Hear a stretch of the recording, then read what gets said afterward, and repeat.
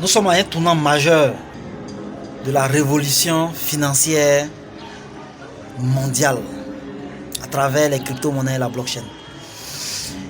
Mais malheureusement, très peu de personnes jusqu'à aujourd'hui comprennent les enjeux, comprennent la quintessence de ce qui est en train d'arriver. Tout simplement parce qu'elles n'ont pas les informations, elles n'ont pas la formation adéquate. Tout projet sérieux a des objectifs vérifiables et quantifiables. Oui, les crypto-monnaies ont des objectifs en fonction de leur projet sous-jacent.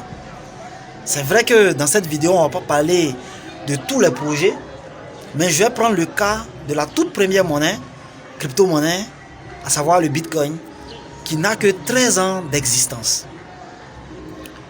C'est vrai, beaucoup de personnes disent c'est sur le vent qu'on investit, c'est un système de Ponzi, ainsi de suite.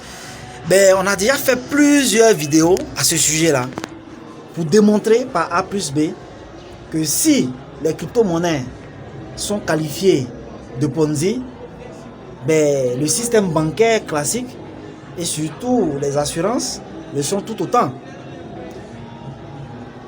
Le Bitcoin vient introduire un nouveau paradigme financier tout simplement parce que la monnaie fiduciaire, en tout cas du point de vue de la population, est très mal gérée. Pour preuve, la valeur de notre argent ne fait que baisser. Oui, on parle de vie chère. On parle de vie chère. Mais est-ce que c'est la vie qui devient chère ou c'est la valeur de notre monnaie qui baisse? Voilà. Regardez la valeur du franc CFA par rapport au dollar il y a quelques années. Vous allez voir la différence. Le coût du dollar ne fait que augmenter. Donc ça veut dire quoi? Ceux qui payaient de la marchandise à l'étranger payent maintenant plus cher. Et par contre, étant donné que le coût du dollar augmente, ben, les Américains se frottent la main parce qu'ils arrivent à payer des choses moins chères. Voilà un peu comment ça se passe. Donc, la mauvaise gestion derrière la monnaie fiduciaire a amené alors un certain Satoshi Nakamoto qui n'est pas connu personnellement. Voilà, un anonyme qui a lancé une monnaie totalement numérique sur Internet qui s'appelle le Bitcoin. Avec des objectifs bien précis et quantifiables. Le premier objectif de Satoshi Nakamoto a été que le Bitcoin soit l'or numérique, soit donc une réserve de valeur. Qu'est-ce qu'une réserve de valeur? Une réserve de valeur, c'est, je dirais, un bien ou un objet dans lequel on investit lorsque tout va mal. Aujourd'hui, quand le franc CFA chute, quand le franc vénézuélien chutait, vous pensez qu'ils ont gardé leur argent dans quoi? Les plus malins ont fait rapidement une conversion de leur argent en quoi? En or, ou bien en dollars, ou bien en devises, pour garder la valeur. Parce que tout simplement, au fil du temps, vous convenez avec moi que le prix de l'or n'a fait qu'augmenter. Oui, tout simplement par un principe. L'or est déflationniste. Le nombre d'or qu'on va extraire des mines ne sera pas plus beaucoup que ce qu'on a déjà trouvé.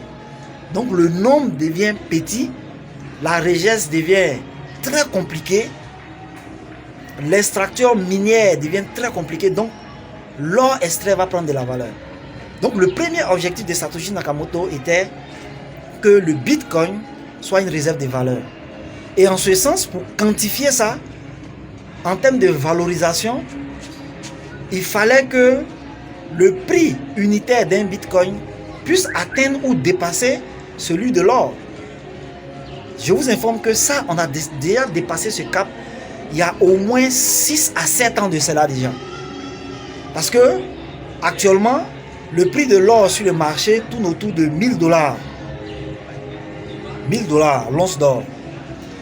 Et À ce jour où je vous fais la vidéo, un bitcoin coûte 19 000 $. Donc, le premier objectif a été totalement explosé. Ça, il faut le comprendre. Donc, on est passé d'un cap à un autre cap. Déjà, quel est le deuxième objectif majeur? Le deuxième objectif majeur, c'est que il faut que, pour que le bitcoin soit une réserve de valeur, sa capitalisation puisse dépasser celle de l'or. Celle de l'or aujourd'hui fait autour de 9 000 milliards de $. Il n'y a pas si longtemps, la capitalisation globale de tout le marché des crypto-monnaies avait dépassé les 3 000 milliards, avec plus de 40% dominé par le bitcoin. Mais aujourd'hui, avec la chute des marchés, on tourne autour de 900 milliards de $, avec toujours bitcoin en tête, avec plus de 50%. Donc, la capitalisation du bitcoin est autour de 400 milliards de $. Donc, la question est de savoir alors, quand est-ce qu'on va dépasser ce cap? Mais je vous assure que ça va venir plus tôt que prévu. Un bitcoin avait déjà atteint 70 000 $. Ça, il faut comprendre et être conscient de ça. C'est vrai, aujourd'hui, ça se négocie autour de 19 000, 20 000, mais on avait dépassé les 60 000, 70 000 $.